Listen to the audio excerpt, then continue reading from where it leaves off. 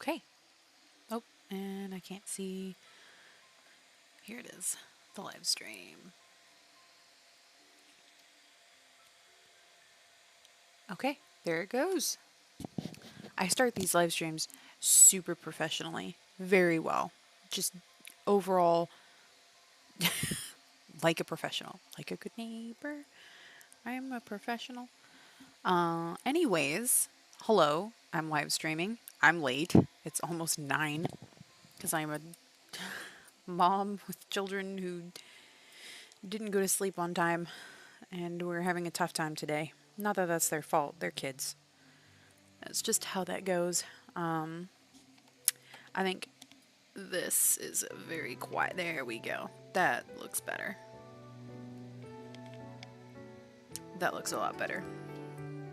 I think. Maybe that's too loud.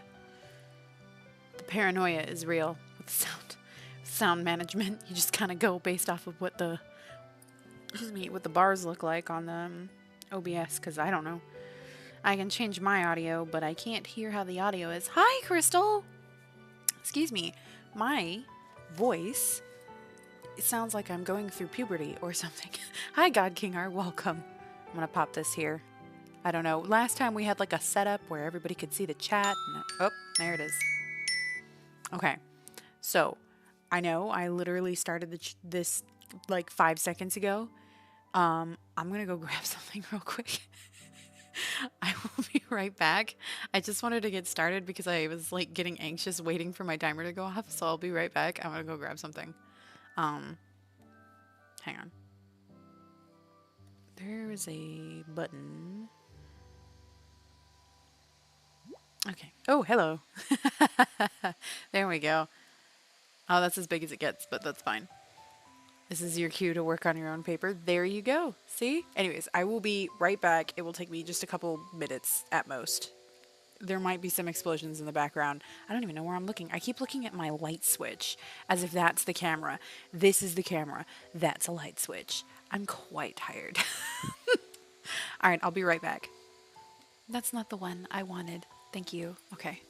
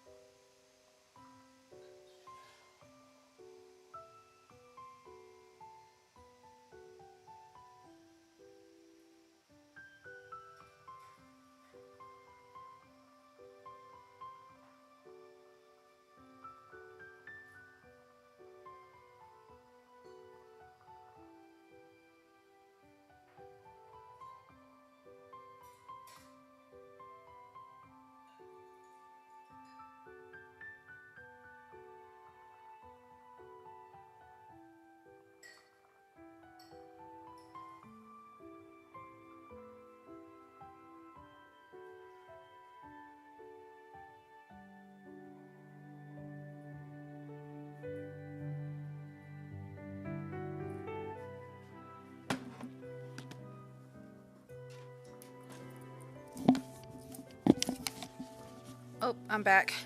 I'm alive. I'm back. Sorry. Here I am. I'm alive and well. I decided, for some stupid reason, or before I started putting the kids down for bed, I thought I would have plenty of time for this, and it turns out that I did not. I decided to make some boba. So, there we go. I had to text my husband that his is done. I'm here. Hi. See? Voila. I super hope I did it right, because this is like the semi-rushed version, which rushing something like this probably isn't the best idea.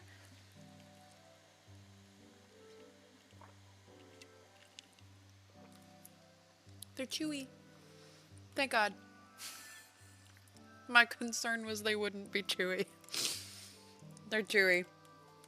I should not be doing that on microphone. I'm so sorry. I will not be doing that on microphone. No one wants to hear someone chew, except on mukbangs, and this isn't a mukbang. I was like curious once and thought that I would watch a mukbang, and I think I got like 30 seconds in and I was like, ah, cool, yeah, I can see maybe some people would like to do this while eating their own meals. I cannot. Brent peeked in to say thank you for his he has Thai iced tea with boba, so he's excited. Okay, it's not, this really isn't fancy, which is also why I thought I was gonna pull it off, is because I did powdered milk tea. Okay, so this is powdered milk tea, so this isn't even like brewed tea with like sugar, which I have done before. This is powdered milk tea and then like instant boba, so this is not fancy in the slightest. This took me not that long, still longer than I expected it to take, but not that long.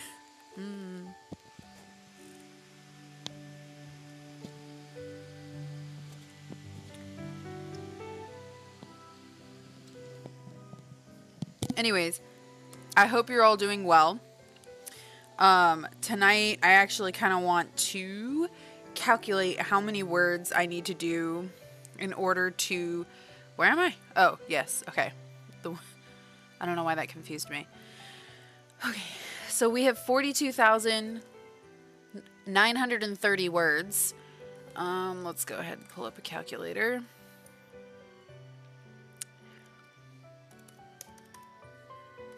I remember it said it somewhere and I can't remember where, so I'm just going to do this. All right, we have about 11 days, so we need to do at least 1,148 words in order to stay on target. Live rushed boba reaction. You're always so creative.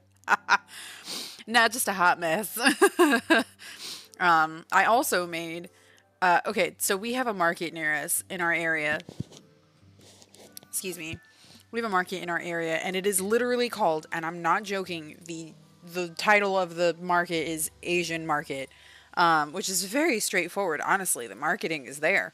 So we go there sometimes whenever I need specific things like tapioca powder. And I actually want to go there because I want to learn how to make okonomiyaki, except that's a very complicated thing to make when you don't know how to make complicated stuff. So I really need to buckle down like a recipe for okonomiyaki before I go and try that. But I really want to get supplies there. But what we end up getting things there that we literally cannot find anything anywhere else, including one of my favorite things, which is tteokbokki, which I'm sure I have butchered horrendously. But yeah, when I was in high school, K-dramas were just starting to explode. I think that's where it started. That was like the birthplace of the K-pop and K-drama explosion. But because it was like fresh, I was a bit of an edgelord. Okay, I think we all were, but I was a bit of an edgelord as a teenager, and I didn't want to be into the thing that everybody else was into. So I kind of like didn't partake of any of the like Boys Over Flowers. My best friend was super into Boys Over Flowers. And yeah, was that what it was called? Boys Over Flowers. I'm so positive that's what that was called. Boys Over, yeah. Boys Over Flowers. There we go. There it is. Yeah, it's so cool. And they have the best stuff. And like, I like didn't want to be part of the like the crowd, you know, that kind of teenager. And so now I'm an adult and like I don't care anymore. So I'm just like, oh, that looks good. I'm like watching a K-drama. First of all, K-dramas, I've vastly missed out in life by not watching K-dramas. They are life. They are love. I can never go back. I don't know why I took so long. I was a hot mess as a teenager. I'm a hot mess as an adult. All I know is I've missed out. And obviously, again, I'm going to butcher this. Tteokbokki. Don't judge me. I am sometimes okay at mimicking things that I hear, and sometimes I am not. Most of the time. It looked amazing, and I was like, I need to try this. And we had like a restaurant near us that delivered, and they had some, and I tried it, and I was like, this, I get it. I understand. So I go to this market to get this stuff because I literally cannot find it anywhere else. To be fair, most of everywhere else is Walmart, and all you're gonna find at Walmart is like your basic baking and cooking stuff. So like you can't find tapioca powder at a Walmart market. Like it's a market, not just like a Walmart, but it's like a market. They don't have tapioca powder. I searched for 3 days and I was like, all right, I have to go to a special market for this, which I, for some reason, didn't think was going to be the case. I thought this was going to be a basic ingredient. It's not. So neither was any of the other things that you can supplement it for, like cassava. I've never heard that one pronounced. But yeah, the 70s Battlestar Galactica and Wonder Woman at the time. Yeah, there you go. I mean, why not? But I was an edgelord. I thought I was very cool and did not want to be part of the it crowd, or whatever, the mainstream. That's the word. I wasn't hipster. I was a little too self-conscious to be hipster. I didn't have a style. I think my style was boxy t-shirts and baggy jeans up until my senior year, and all of a sudden it was layers. Just layers. All the layers my senior year. It was shirt, long sleeve, gloves, fingerless gloves, of course, tights, a skirt, a hat, probably a vest on top of the long sleeved / short sleeve shirt, and boots. Yeah, I exploded my senior year. That was something. So there you go. All of a sudden I was like, I need fashion. And I think I was a little late to the layers scene. I'm fairly certain that was more of like not a 2009 thing, I tell you that much for free. I think I was a little late to the layers, but I woke up one morning and was like, layers. And that was that. Anyways, I digress. All my fish died ages ago, and I didn't make any new fish, so that was on me. But yeah, fashion. That was the thing. I mean, we were all, oops, chat disconnected. If I don't respond to you, I will try to announce it whenever I notice that the chat has it says it's reconnected, but hopefully that doesn't mean that I myself have disconnected. The 80s is growing on me, dude. Like, when I was in high school, or when I was a kid, really, up until my young adult years, I did not really like the 80s aesthetic. And I won't say it's like Stranger Things. I almost said Strangerville. My Sims brain. Stranger Things did not do it for me. It was before that, because I was in a pseudo synthwave band. It was 80s inspired, but not 80s locked, if that makes sense. Like 80s-esque, but not a band that was trying to rigorously stick to that aesthetic, if that makes sense. Like, we weren't gridlocking our music into 80s. We were just kind of 80s-esque. And I was kind of like, I don't hate that, which is funny that I was in that band, since I didn't even like 80s at the time. So around that time was when I was like, I don't hate synth stuff, And which is also funny because I was playing the synths. So very strange person to have on synths in that band, was a person who didn't technically even like 80s. I used to just kind of dink around on the keyboard and find a sound that seemed 80s to me, and I was like, yeah, let's do this one. And that was that. That was a really cool band. We had a lot of potential, but I was in college at the time, and I had to make some calls between practice, and I already forgot the fish that I just looked at. It is... Here, we'll do the angelfish. Cardinal fish. I was wrong. The angelfish is the one above it. Tabiota. Oh dear, is the lag that bad?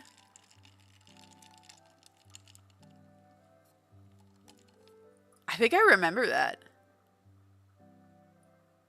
All I remember, all I know is that was like, I kind of dug that style.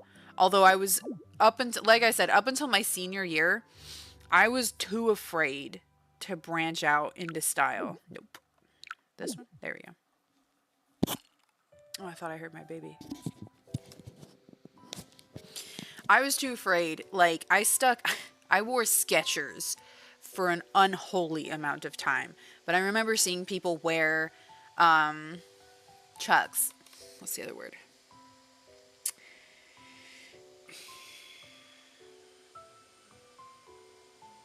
Oh my gosh. I'm a writer. Why do I forget words so often? Chucks. Chucks.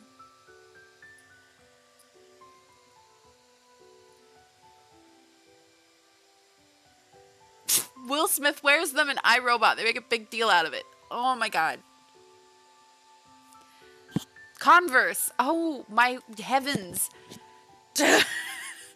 In about like 2 minutes, I'm going to get everybody commenting Converse.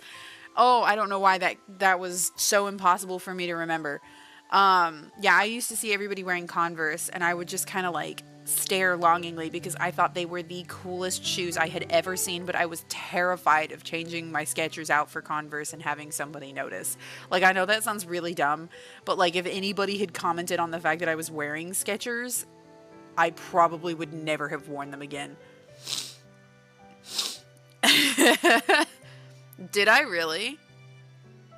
Oh, wow, you got that in your feed? I kind of like the Vans, but the Converse. Oh, Converse were the shoe for me. And I wanted them so bad, but I was so scared of trying a new fashion. I was terrified of standing out, which is funny, because I kind of stood out in some ways. I wanted to stand out in the ways that I could control, and I couldn't control how people perceived my fashion choices. So if people were used to seeing me in a certain type of fashion, that was safe. If I tried a new fashion and I had no idea if people were going to comment on it, not safe. So it took me a very long time. I think so. I think you did. That's right. Oh, gosh, I don't remember anything anymore.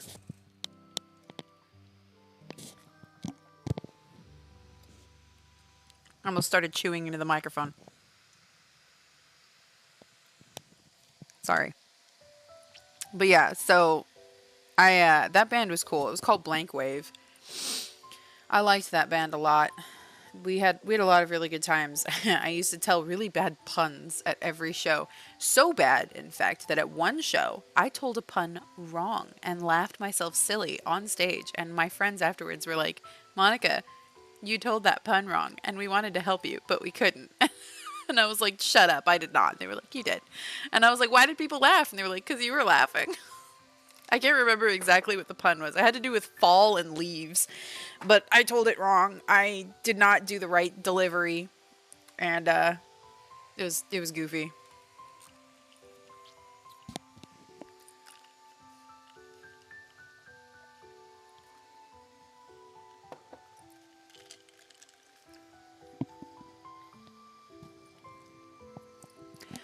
I was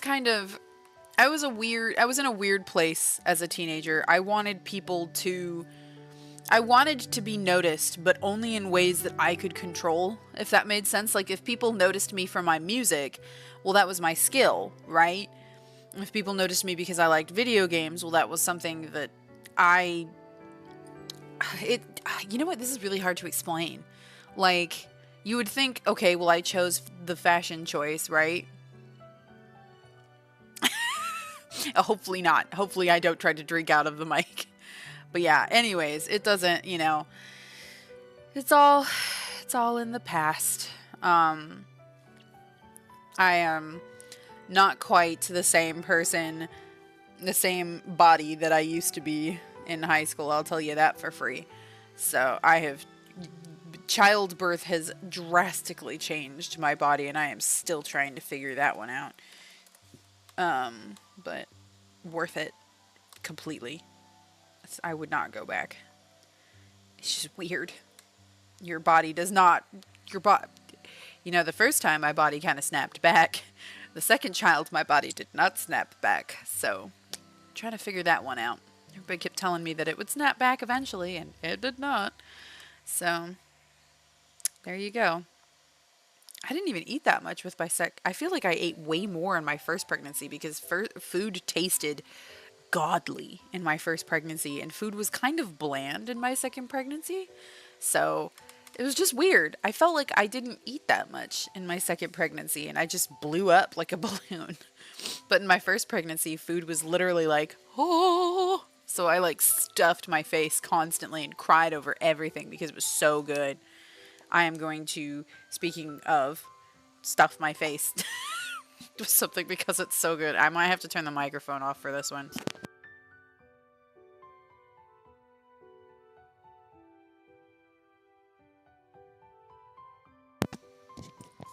Bodies are really weird. Everything can be fixed. Like, I'm trying to work out more and trying to eat better. I worked out a lot today, so I'm kind of, you know, the tteokbokki, and again, I probably butchered that. Was your second baby bigger? No, actually. Although she was big for a girl. She was about 8 pounds. 8 pounds something, I forget. And Riley was 9 pounds 3 ounces? Oh, I forget the ounces, but Lorelai was in the 8 pounds and Riley was in the 9 pounds. And, yeah. So, I mean, they were both big babies. They both came out pretty big. And, Lorelai's was a little scarier, but not that much scarier. They had to take her straight away. Like, with Riley, I got Riley almost immediately. They cleaned him up, made sure he was breathing, and then dropped him on me. With Lorelai, they had to take her because there was meconium, which for those that don't know what that is, it is baby poo. And so she ate that in the womb. And this is a normal procedure. They weren't freaking out over it, but they have a certain procedure for when babies do that. So when they got her out, they immediately took her and started trying to suck all of that out of her. And, so that's the NICU team, which is never fun to hear that that's in your room when you're giving birth. But she did amazing, and they adored her, and she was just on top of it, honestly. She was completely fine. And then they ended up laughing because Lorelai was, so Riley had, first of all, I had no idea what I was doing with Riley. So Riley was screaming and hungry, and I was exhausted. And I mean, past the point of no return exhaustion, because I had not slept in over, I feel like, way more than 24 hours, almost 48 hours. And I was wiped. I was, you know, in the middle, actually, more like 36 hours. I hadn't slept. And so I was literally holding a baby, and I had never held a baby before in my life, did not know what to do. And I'm sitting there like with this baby in my hands, and they just left. And I was like, do I feed him? How do I feed him? Is it okay that he's crying? I feel like I'm going to drop him. But they were like, oh, you have your moment with your baby. And they left. And I was looking at Brent, and Brent was like, oh. I was like, do I feed him? And Brent was like, I don't know. I was like, how do I feed him? So, they can see it. I forget exactly. It's been so long. I forget exactly what they saw and how they saw it. If it was on the monitor. Because they track everything once you're in the hospital room. So they knew. They didn't tell me exactly how. It could have been while they were checking me, and I don't know how to explain this without it being absolutely disgusting. They knew. That's all I'm going to say. It's probably for the best because nope, there's no way I can say this without it being absolutely vile. So we're just gonna, not touch that, but they knew. There are a lot of, never mind. Pregnancy is extremely invasive and also disgusting. I'm gonna be honest. It's beautiful for what it represents and beautiful because you are creating a life, and it is one of the most incredible things literally ever. Sadly they can't control it. It was just, she's so close to being born and being a person, and so her body was ready to go, and she was just a little too ready too soon. She wasn't even out yet, so unfortunately that just happens close to pregnancy, and so they just have to be ready when the baby comes out, because while the baby's in the womb, everything is kind of fine, because just the baby is in the womb, so everything is kind of regulating fine, but once the baby is out, there's nothing regulating, so it's like, okay, gotta get all of that out. But yeah, Brent was a champ. He stood next to me both births the entire time, very active the entire labor. I mean, not the inactive labor part, but we were both trying to rest during that part, so I do not hold that against him. There was not much he could do, not much I could do. We just kind of sat there. So really, really nothing to do for the husband during inactive labor. But during active labor, he was right there next to me, talking to me. For Riley, he was a champion because that was 3 hours of non-stop pushing, and each push was 7 seconds apart, which is not normal. Not seconds. I wish 7 minutes. It was 7 minutes apart, and nobody wanted to hear this. Nobody asked for this. I'm sorry. There is a weird thing that happens when you become a mother, and anytime birthing stories occur, they just, bleh, it's like word vomit. It just, bleh, just pops out of you. It's like a trigger. Somebody flips a switch and you're like, oh yes, during my birth, when I gave birth, it just becomes the thing. You become a mom and you just want to tell everybody about your birthing story. It's so weird. It's a phenomenon. I swear. Every time I meet a mom, and it's the funniest thing. You meet a mom and you're just like, oh yes, and then when I gave birth, and they're like, how was your birth? And you're like, well, since you asked. And you're like, how was your birth? And they're like, well, since you asked. It's just a thing. It's a phenomenon. I swear to God. I think it's just, what? We went through it. We want to share. Okay. It was wild. It's the most wild thing. It was crazy. We just want to share it. It just happens.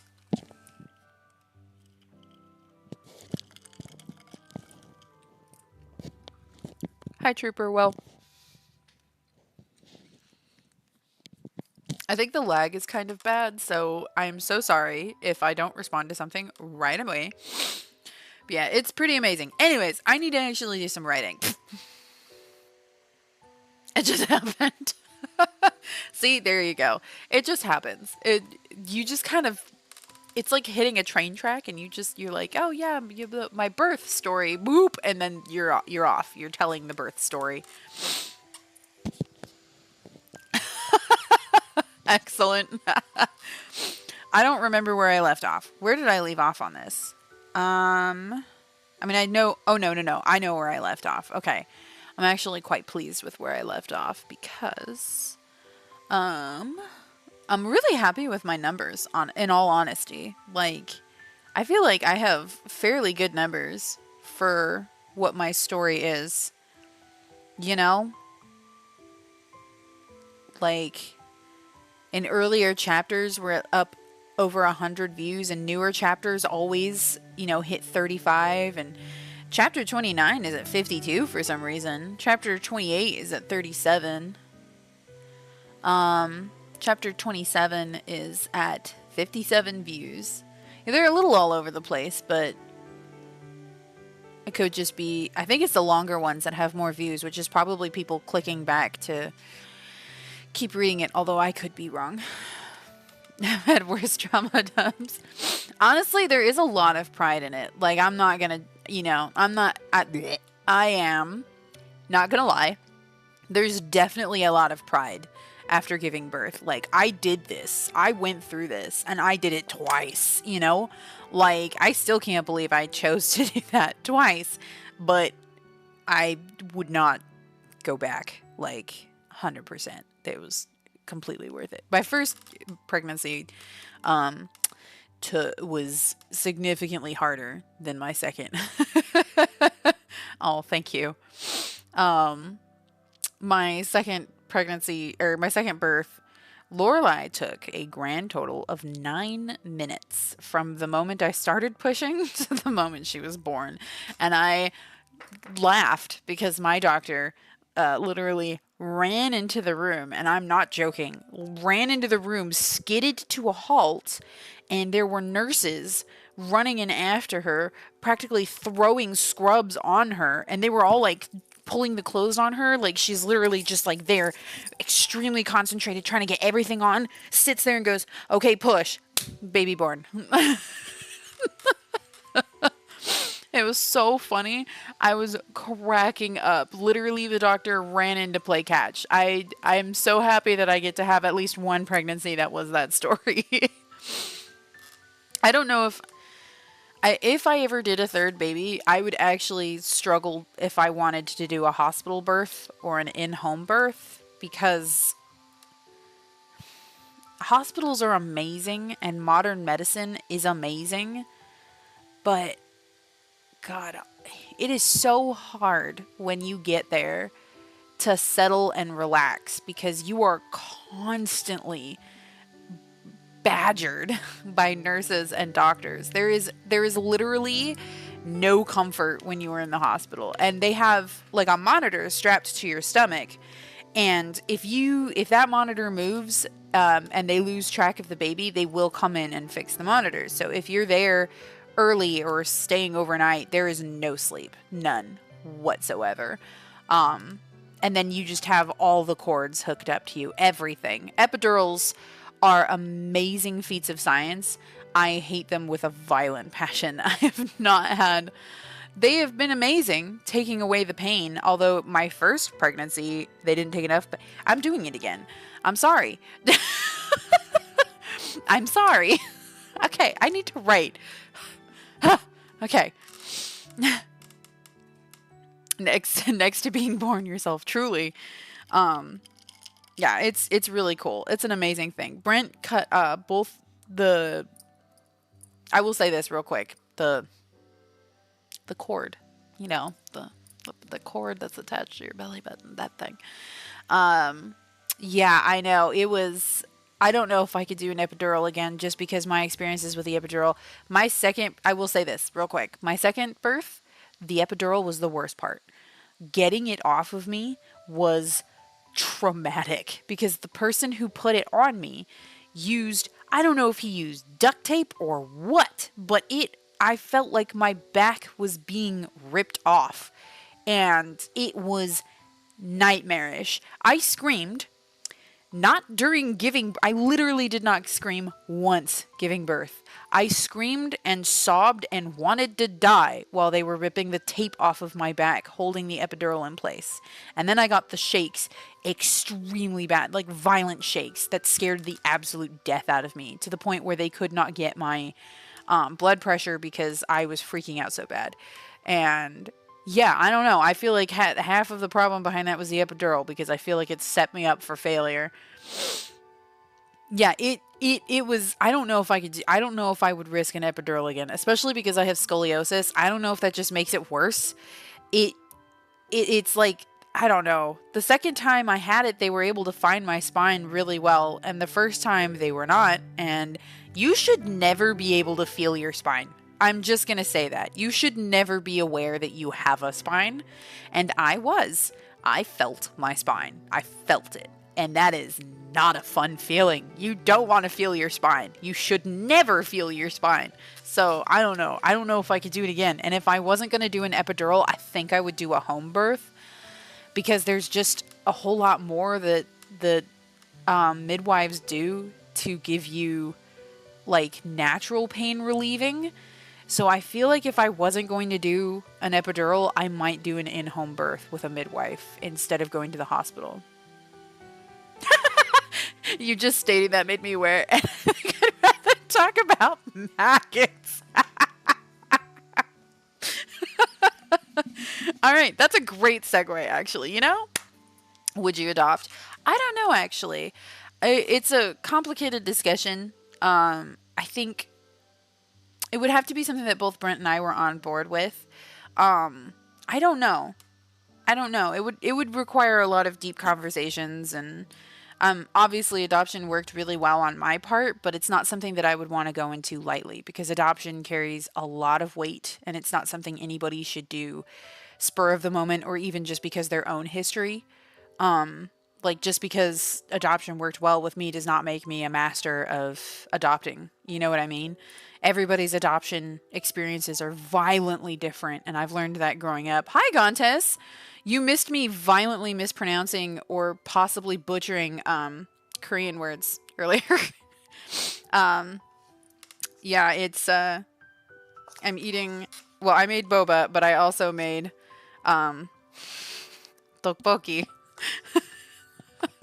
I am sure I've violently mispronounced that or butchered it, but shots at the dentist. Oh, yeah. Oh, I got it right.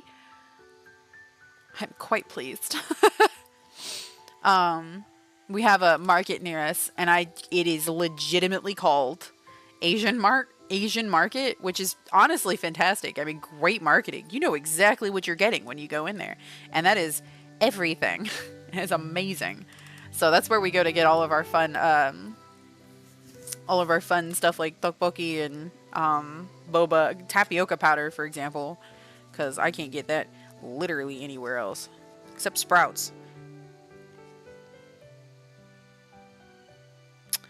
Oh, is that what I think it is? It is, isn't it?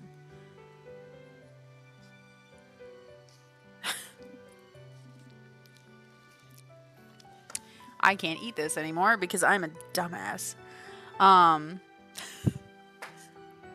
This is what I get for making stuff when I'm tired.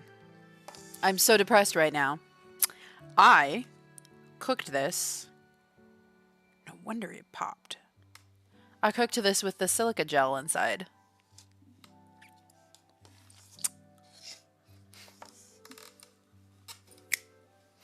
I'm so tired.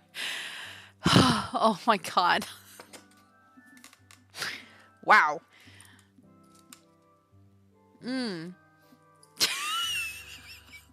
Oh my gosh. Y'all. Okay, real talk. I know I said I needed to start writing like 50 times. All right, real talk. Since having kids, and I don't know if this is a me thing, a tired thing, or a body changing thing, or I'm not eating the right stuff, I am a hot mess. Okay, I am constantly knocking into things, dropping things, forgetting things, cooking food with silica gel. What's the worst that can happen? Just eat it. I mean, technically, I have already eaten out of this, but I noticed it quick because I was like, la la la la la, and I like moved this, and then I saw something white sticking out, and I was like, is that? That's the silica gel packet. That's heartbreaking. Sorry to breathe into the microphone. That is so heartbreaking. Pregnancy brain came and never left. Seriously, that's what it feels like. It's not poisonous. Maybe just eat around it. I don't know. Like, okay. I accidentally cooked my food with silica gel packet. Can I eat it? No, you should not eat food that was cooked with a silica gel packet. Darn it! While silica gel is non-toxic, eating a large amount can cause nausea, vomiting, or an upset stomach. In large quantities, it can also cause intestinal blockage. Poison control.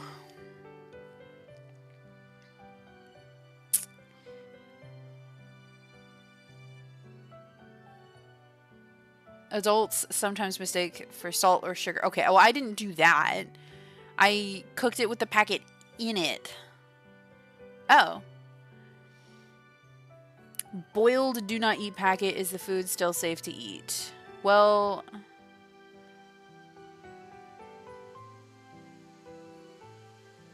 If the packet was that dangerous, they wouldn't be able to justify putting it in the food in the first place. The do not eat packets just contain some silica gel, which is a desiccant and removes any moisture left over from the packaging in the product.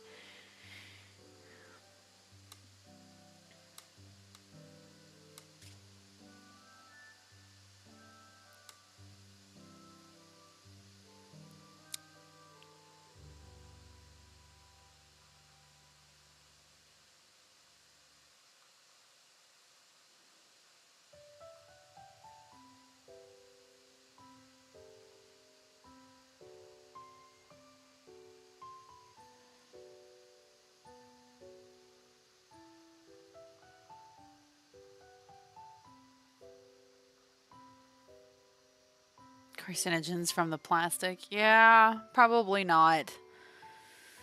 I'm just getting old. It's possible. I don't know. Now I'm just like, I don't know. My Polish knowledge is making me so bad with English. I spent an entire minute blanking on the word faithful. Hey, earlier I forgot the word converse, so, and I don't even know another language. Honest translation. There you go. That works. Which means you'll turn into a mummy in about a minute. Yeah. I mean, maybe if I just... Because the packet's still intact. I'm sure the plastic that got into it isn't great. It didn't taste funny. My stomach doesn't hurt. If it's non-toxic, I mean... Although the plastic probably wasn't a great addition to the tteokbokki. I don't want to waste it. It's almost $4. Look, in this economy, $4 a thing is like a lot.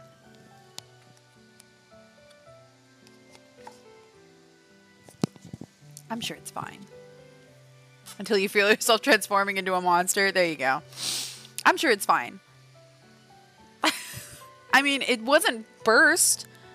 Was it? Are you burst? Whoops. What happened? Oh. No, it looks completely closed. Airtight. Did you melt?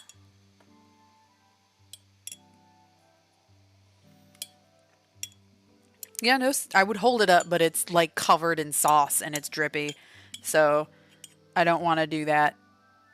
Yeah, I don't know. The mummy curse. There you go. Imagine. That would be insane. A lot of reds got on it. Yeah, it's probably not like the healthiest thing for me to consume. But also I'm consuming like a microwavable dish that's probably super high in sodium, so I'm not exactly eating the most healthy thing on the planet anyway. Can I eat silica gel?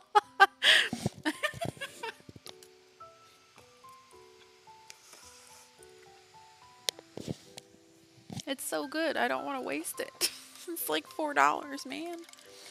All right, other tangent, because as if I haven't been tangentifying for almost an hour. I started watching Marry My Husband.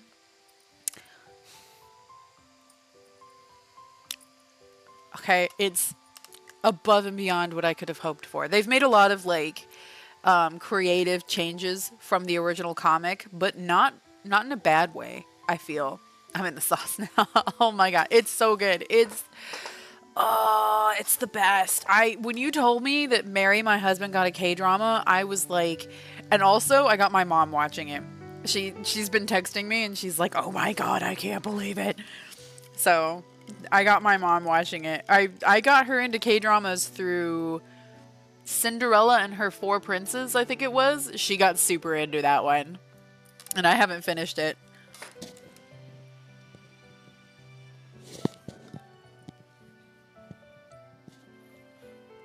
Oh man. You don't even know. I was so stoked. I've read through that comic like 5 times. And I'm thriving every time I read it. It's just so cathartic in all the right ways. And like, I remember when like Jiok, oh god, I'm going to mispronounce his name. Jiok? Ji-hyuk. Oh, no, that's not happening. Yes, it's on Webtoons. I highly recommend. I 100% highly recommend. And I have to find out if they're ever going to do a physical copy of the comics or if they have done a physical copy of the comics because I would buy all of them.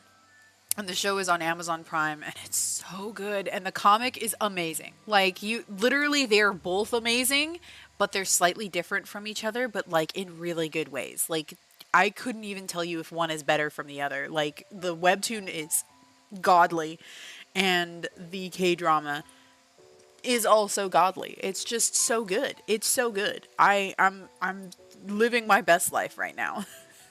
I am so happy. BOA? BOA? Who's BOA? Is that a... My knowledge is really bad these days. Also, oh shit my ass. That's the funniest thing I've read.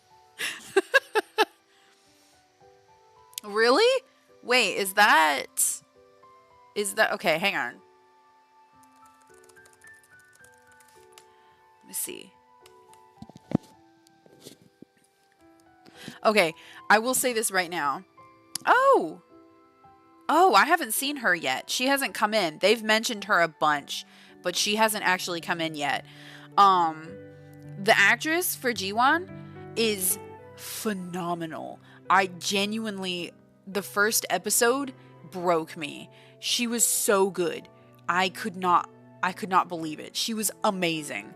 I feel like she did her best when she was nerdy Jiwon. Yeah, she plays Yura. Yuda, probably, not Yura. What just happened? There we go. This is such a terrible picture of him. Oh. But I mean, he's not playing a great guy, so. The person playing Sumin is so good as well. Again, I'm going to misprint. I'm so sorry. I have to start writing. We have to write 1,178 words. They caught him. Yeah, like literally caught him almost dead on. That is crazy. I love the actress for Hyun. Hyun. Yeah, I'm sorry. These two are amazing, and I want them to have their best lives. I love them. Their roles in the K-drama are phenomenal. They're amazing. They're some of my favorite people. Okay, what am I naming this? I don't know if I can write tonight. Is this just a hangout live stream? I've done no writing. Okay, you know what? We'll do this. What is I need to summarize what this chapter is actually going to be about at the very least, because I don't actually know if I can write tonight. So let's do a recap. I need to do one of these anyways. Recap is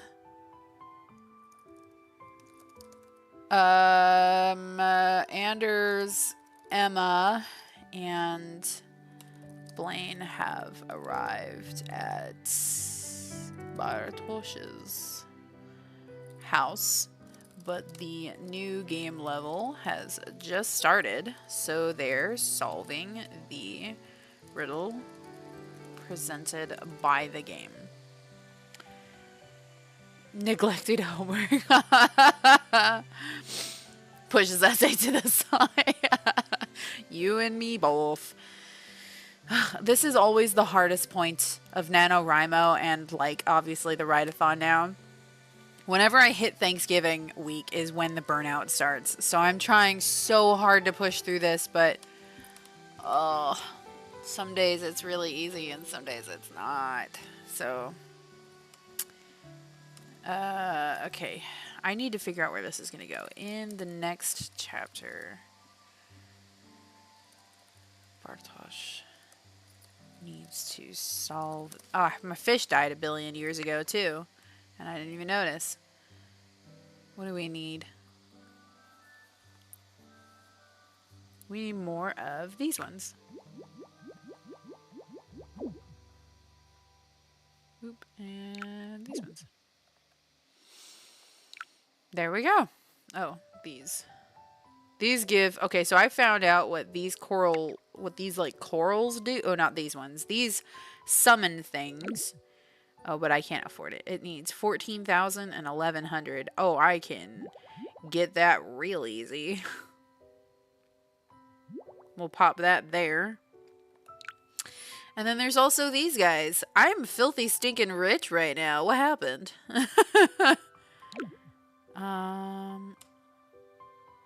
Oh, 3,400 and I have 1,100. That's right. Let's get this cool black one. They give me Krista. Or actually, these little crystals are called aqua. I finally figured that out.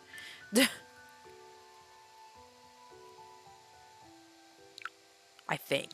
An aqua generates aqua resource using fish byproducts. I don't know if I'm supposed to interact with these at all because, like, I genuinely don't know.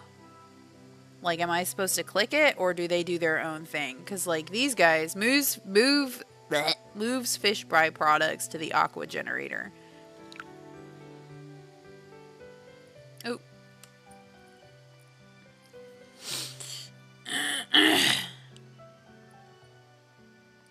We could put one over here. Oh, that only costs like 500 gold. We could get another crab right next to it.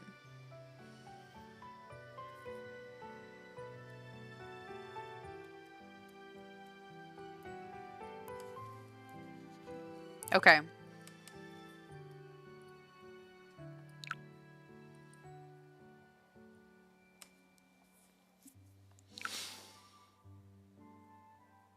Okay. Right. Anyways, so I've got fish. The pixel art style reminds me of me. I could kind of see that. I played MapleStory very briefly, but I was also terrified of people on the internet, so I didn't play for very long.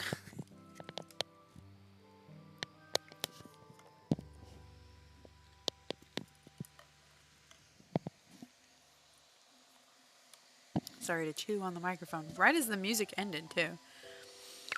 I can change the song.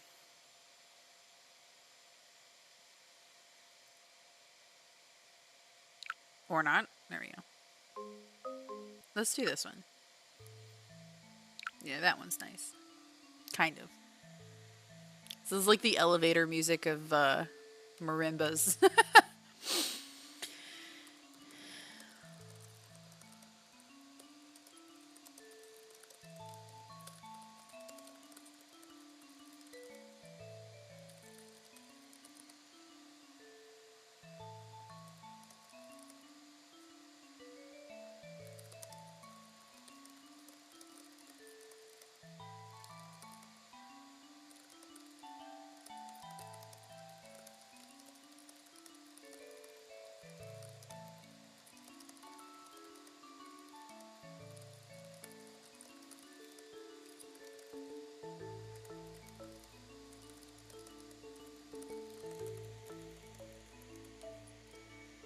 Nice! That's gotta be exciting.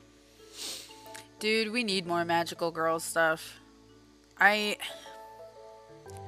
come to the realization that a lot of the things that I like, in terms of magical girl, there's a crossover that I never really picked up on as a kid, as a young person, that I am beginning to recognize now in how they attract male audiences.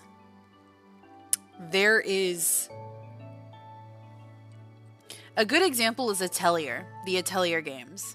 Some of them are less fan servicey than others, but there's like a thing for coming of age young girl stories and like a certain type of audience. And I'm not saying that this is you, by the way, my dude. I'm just pointing because you got me thinking about it, because recently I was complaining about Atelier because the mechanics for the Atelier games are so phenomenal. They're so good. I love the Atelier mechanics. But God, the fan service is disgusting sometimes. Some of them it's like okay, and some of them it's like, ah, yes, let's normalize this pervy teacher who talks about touching her student in the middle of the night and making her student sleep in the same bed as her when her student is a minor. Really? Okay, I guess. I think that was Atelier. It's not Rorona. Or was it Rorona?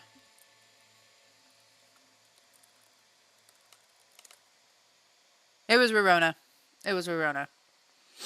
I couldn't believe it. I was like, oh wow, cool. Yeah, I remember why I stopped playing this now. I can't handle this character. I literally can't do this. Nice. Oh yeah, no, I believe in you, dude. I have faith in your series.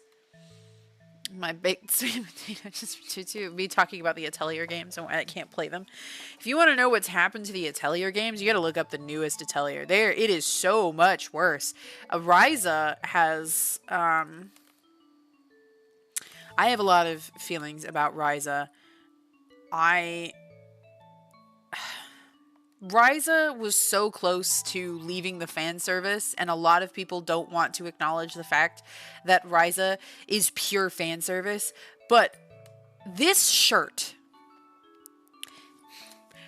don't look like that, okay? I'm sorry. They don't. This is a wet t-shirt contest shirt, okay? This is clinging to her in... It is literally just, it's gross. It's weird, okay? And then, of course, there's the fact that people call Atelier Ryza Thyza. And there's a reason for that, too, because they are so over the top with the focus on her thighs. Which, of course, they're trying not to showcase in these images. You think they would, because that was, like, the whole thing for Atelier Ryza. It drives me bonkers. I can't stand... And then, like, I can't remember. I know I stopped playing that one. After a significantly longer amount of time, like, I was able to kind of ignore the fan service more. In Ryza, I will give it that. The characters were less pervy. But after... It did build up. And after a while, I was like, I don't feel good. I don't feel good watching this. Oops. Oh, I didn't mean to click that. Alright, this is the new one. Atelier Yumia. This is bonkers. There is a character with the most bonkers badonkers I have ever seen in my entire life. Like, it is over the top bonkers badonkers. Okay, the volume is down. Let's see if I can find this character, because it is insane when she is introduced into the footage. I was like, you've got to be joking. This isn't fan service anymore. This is so... Oh, is it? It's this character. There it is! There she is. There she is. That is...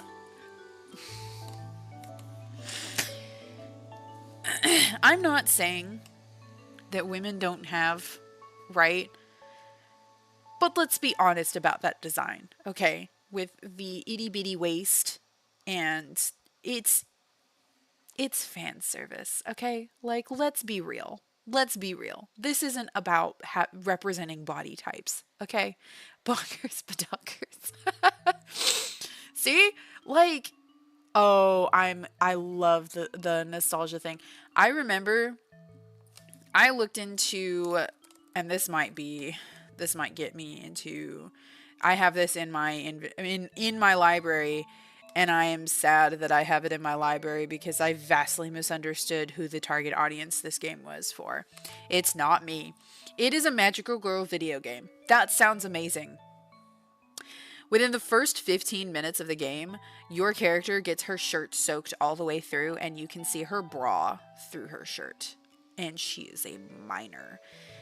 I didn't play much longer after that, and unfortunately, I think I got past the return point. So, like, I can't return it, and I'm upset. And then there's like, low-key Yuri vibes, which, okay, yes, representation. That's not what this is. It's fetishy, okay? It's fetishy. It's not about representation. It's a fetish. So, you know, I'm just, we can pretend it's not. It's not. It is. It is. It's a fetish. Like, it's so gross. I played it for 5 minutes, and I think that game was my awakening point in terms of magical girl stuff, because I was like, this is so gross. Like, I didn't think dudes were going to be into magical girls, and then the more I thought about it, I was like, oh. Oh. Oh. Yes, Yuri like lesbian. Eerie lesbian. It's there. So in the first game, it's vibes, lesbian vibes, not actual. In the second game, it's confirmed lesbian, but I'm not gonna ever play the second game because the first game was gross. So, sapphic, yes, there you go. So it's, we all know, okay, why it's there. Recently, there was a Cardcaptor Sakura game that was released on the phone, and I was excited. I love Cardcaptor Sakura. We don't talk about Rika. Poor Rika. I love Cardcaptor Sakura. I haven't watched Clear Card, but that's partly just because, I don't know. I just mostly like the original stuff. I don't know if I really want to watch Clear Card. But Cardcaptor suffers from its own issues. It definitely is not a perfect anime. I believe the creators initially were trying to explore the concept of pure innocent love that is never faulty, that is never bad. So that was I think their intention. And what that came through in is minors dating teachers. Sometimes with like almost 20-year age gaps. We don't talk about poor Rika. But I loved so much Sakura and Shaoran growing up. They were my everything. Their love story was my favorite thing in the whole world. And then like growing up, I obviously was like,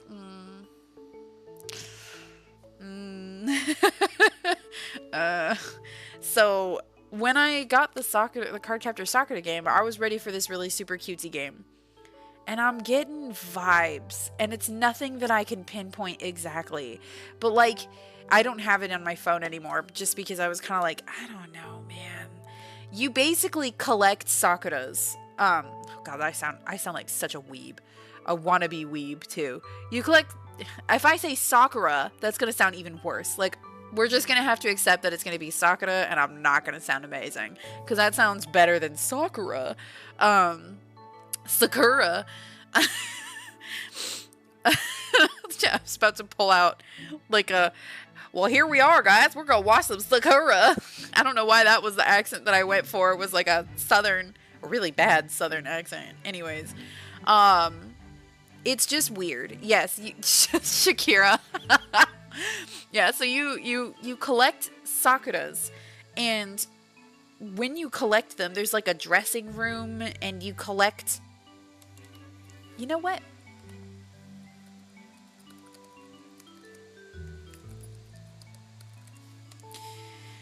Let's see if I can find... I want to try to find some of the CGs. I loved the idea that also because you play through the original story of Cardcaptor Sakura through this, and you get these cute little mini stories as well. But then, like I said, it started to give me the vibes. Okay, this is kind of, let's see. Oh. Okay.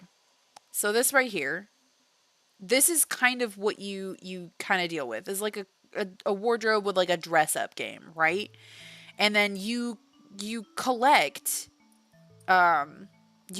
those. I'm doing a really bad job. Like I said, it's really difficult to explain why it kind of started to skeeve me out. And I think it's just that like it puts such a focus on collecting her in different outfits and showing her in little poses that I guess this is a good... It's like everything that you collect looks vaguely like this. It's just like a scene in the background. I'm supposed to be writing. Yeah, you're right. It's just, it gives me the vibes, you know? It is gacha. Yes, it's a gacha game. So there's just going to be an endless amount of Sakura cards and statuettes, and poses and outfits to collect. And of course, the real way to get all of them is to spend obscene amounts of money because they don't actually want a player like me. They want whales. And something about it just felt weird because Sakura is an elementary school student, you know? This made me feel uncomfy. Yeah, I kind of know. I think I know what you're talking about, but it's so hard to pinpoint. It's the same thing with Cardcaptor this gacha game. There is nothing overt. There's no panty shots. Cardcaptor Sakura has never done that. I don't know. You'd play where the game gives you a million viruses. It kind of does feel like that. Anyways, let me do a little more writing before I completely forget. Yay, we unlocked this fish. This thing. A cowfish. I love him. This one? Yay. Excellent. Okay. I am on a mission to get like a whale. Like I need to unlock the whales. That has to happen. I do also need to unlock like this over here. Awesome. I've done it. There we go. I've made more space in my area. I'll have to like clean this up a little bit later because right now everything is extremely hodgepodge. Like there's just stuff everywhere. Okay. So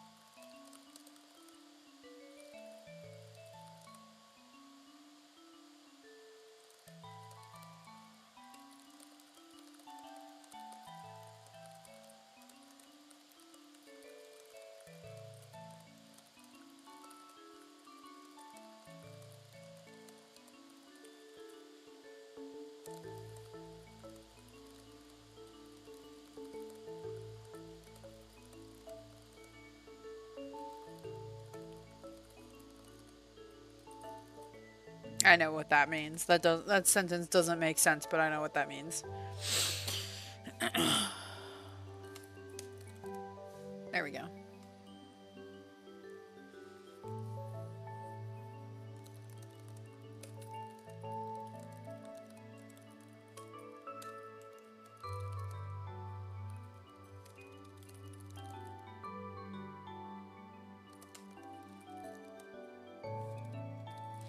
It feels awful to write out what happens to this character, even though it is my character. I'm the one doing this to him.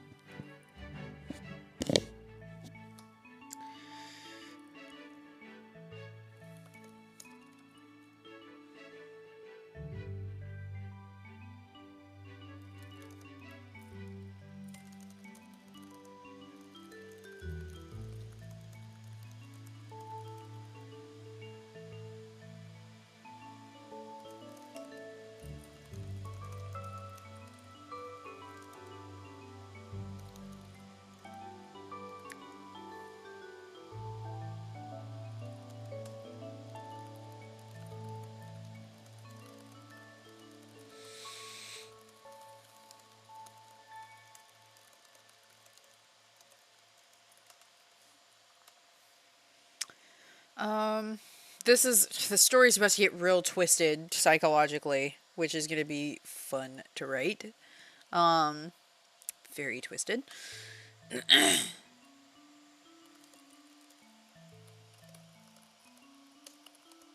And that'll go down. That's true. Yeah, I have to think of it that way. That I'm not inflicting this upon an actual child, but writing out a script for an actor. That'll help.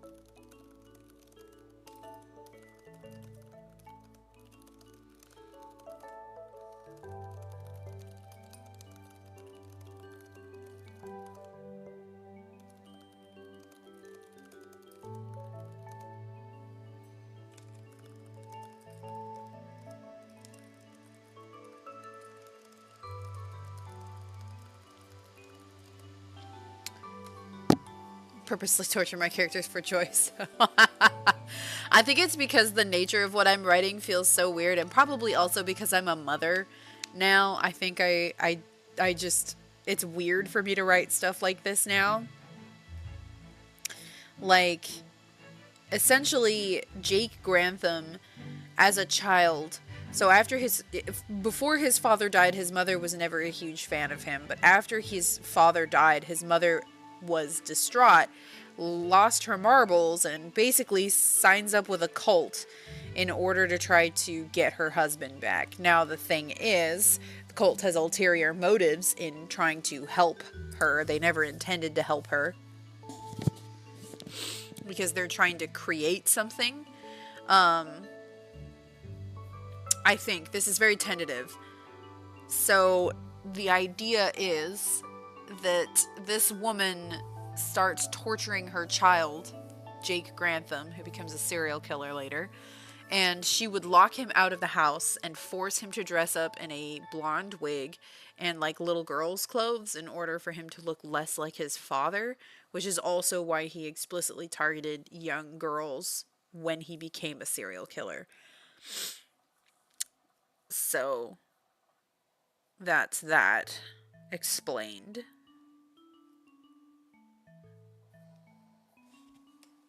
There's also going to be, spoiler, there's going to be timey-wiminess in this, which is going to be a joy to write, but I'm not even 100% sure how that's going to work.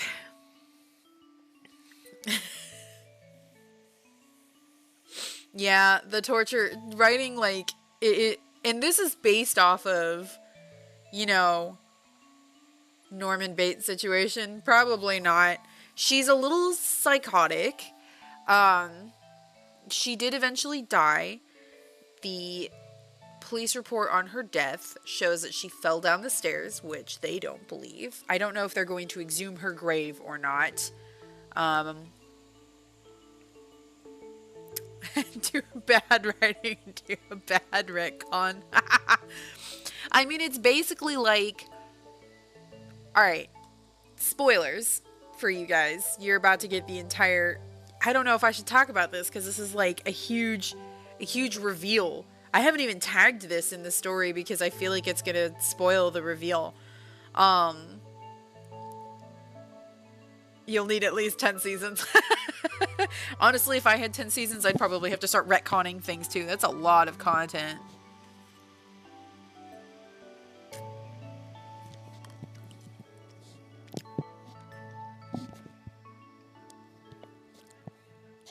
So it's like, basically, at this point in the story, Emma is acting weird. She's been possessed, but it's not by the spirit of the game, or so it seems, because what's possessing her is having her write down, "Don't let Emma die."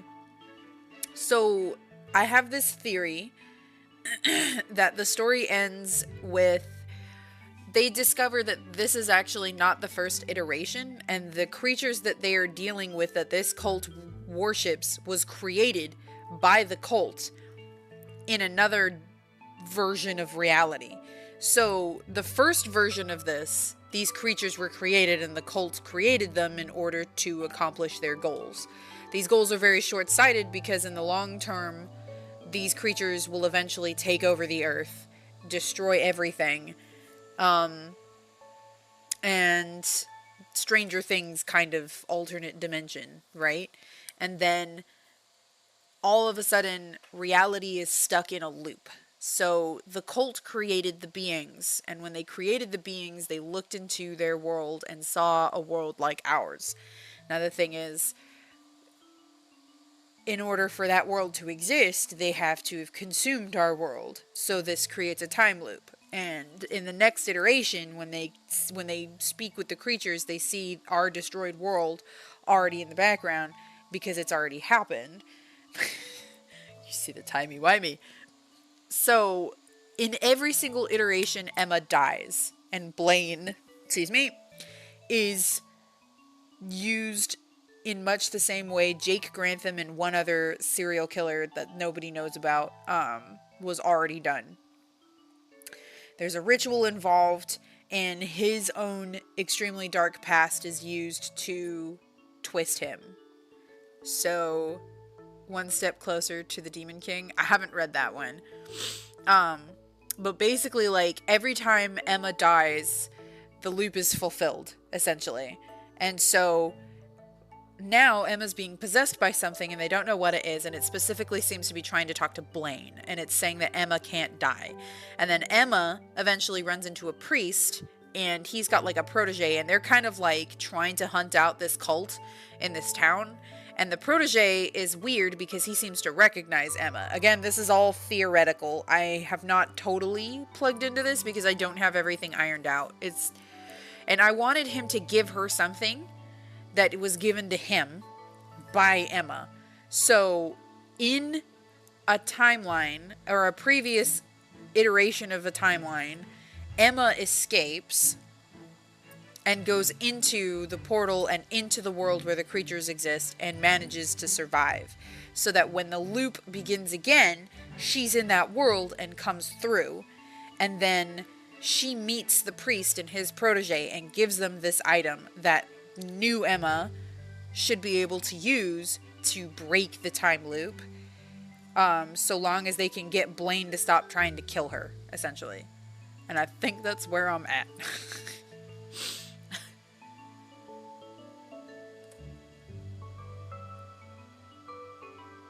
And I don't know how to explain why this Emma isn't in this world currently. That's how Red Guards were brought into the Elder Scrolls world. Tamriel's, yeah, really? Wait, for really? I don't know any of the lore for Elder Scrolls. I'm gonna be dead honest. I never read any book in those games. It's the one game I never read any of the lore. I just wanted to Hulk smash things. And I've played them so many times, an unholy amount of times. They were part of the previous iteration of the world cycle. That's crazy. For realsies? Well, there you go. That's really cool.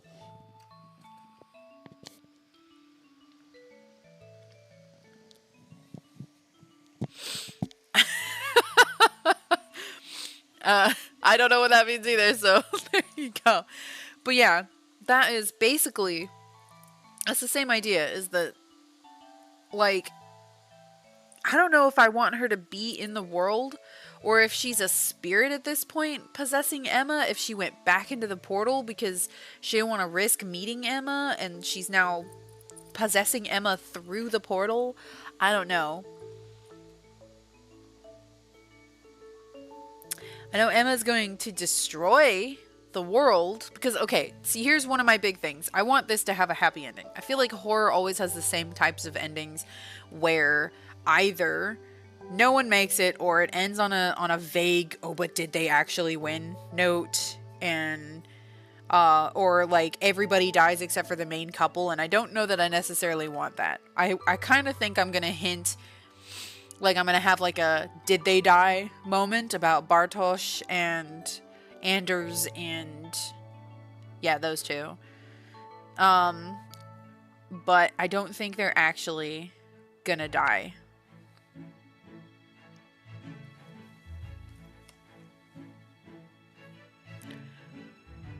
What fish is that?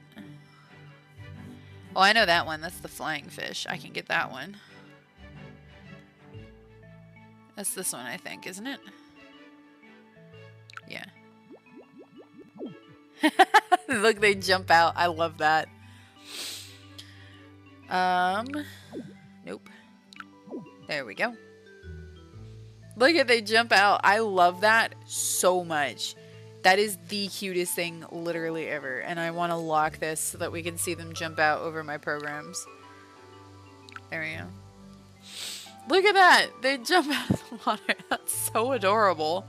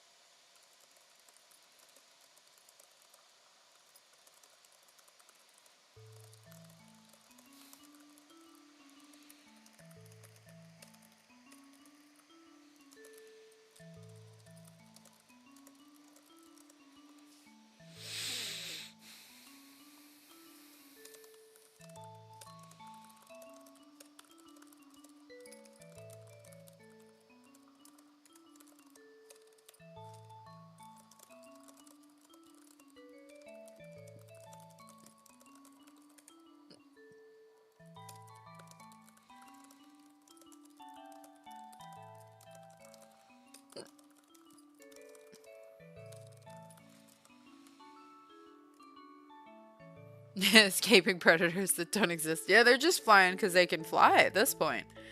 Might as well. If you have the ability to fly and nothing's trying to kill you, why not?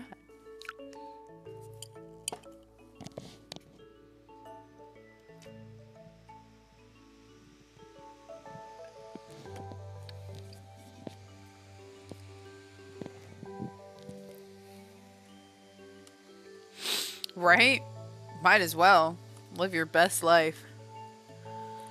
Okay. So...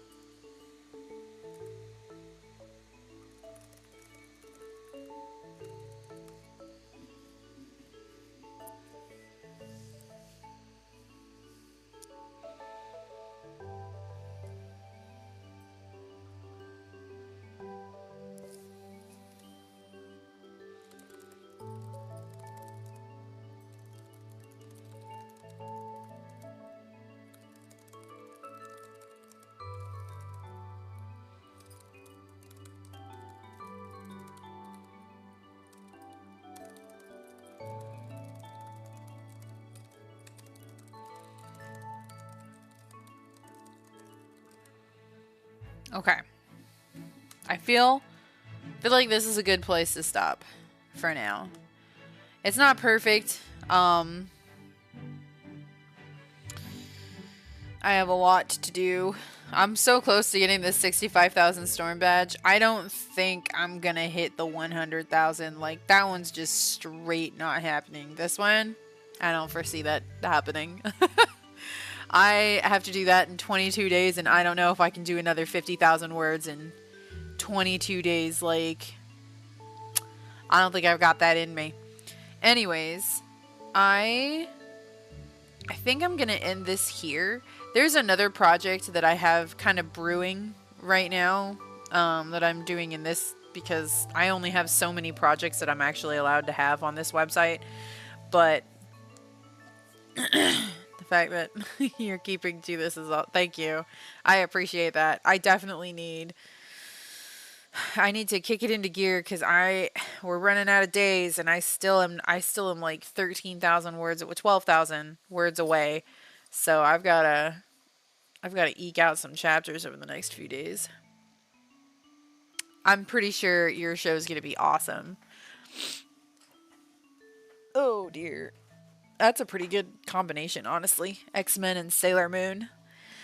Yep, I think I'm going to go ahead and end this live stream here. I am, like, all of my energy is starting to just, like, evaporate out of my face, and my eyes are getting, like, crazy heavy. Which sounds about right. Was she awake? Oh, no. She is 100% asleep on her stomach. She's fine. She is okay. Anyways, thank you so much, everyone, for showing up. I know that there was a very small amount of writing, actually. Oops, sorry. Very small amount of writing done in this episode. Don't die from the silica gel. I'm probably fine. But I don't know. My brain wasn't in it tonight. I don't know what's going on with my brain. I've got a lot of stories cooking up in here that need to get written, that I'm hoping will actually get written. This is the only horror one. Oh, excuse me. I'd love to finish this before the next Writathon, because I have this other idea that I'd love to do, but it is a massive one. It's a progression fantasy, and it has 3 arcs planned that I have planned for it, but these are major arcs, and then within the 3 major arcs are like several mini arcs. So I don't know. Yes, the next stream will be Wednesday. I'm hoping that will allow me to kind of have a lot more energy for each stream, because sometimes I get to these streams, if I've done them in like a couple days in a row, and I'm like, oh gosh, I am wiped. So our next live stream will be Wednesday. I'm going to try and see if I can eke out 2, maybe 3 chapters tomorrow. That is my dream. That is the dream. We shall see. So, and then Wednesday we'll see what we do then. But yeah, I've got some kinks to figure out in the plot line. I'm tired. All right, I'll see you guys on Wednesday. Thank you so much for joining, and thank you so much for being flexible with me on these hours. I know sometime after 8 is not a great set time for live streams, but it just depends on my kids, and I don't want to rush putting them to sleep. So, that's our kind of our us time. So I don't want to like kind of run out of his room just to, do a live stream. It's important to me to end the day with my attention like fully on him. So I do super appreciate that you guys are flexible with me on that. Like, I really appreciate that. And I appreciate so much that you guys have come to these streams at all. I would like definitely to make the Writathon thing like I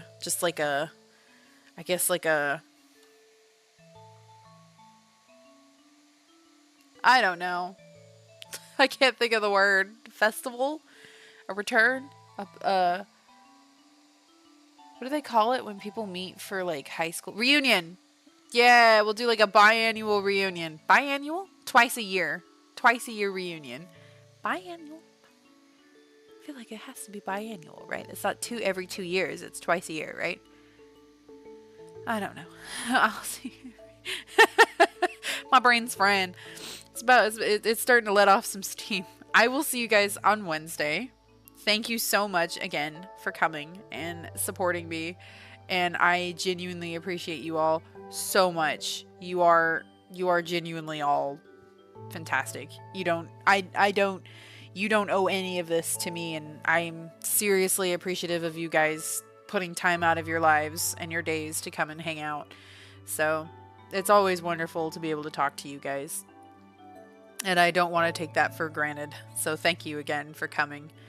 But yeah, I'll talk to you guys on Wednesday. Thank you so much. Good night. Take care. Don't cook silica gel in the microwave. It's probably not good for your food.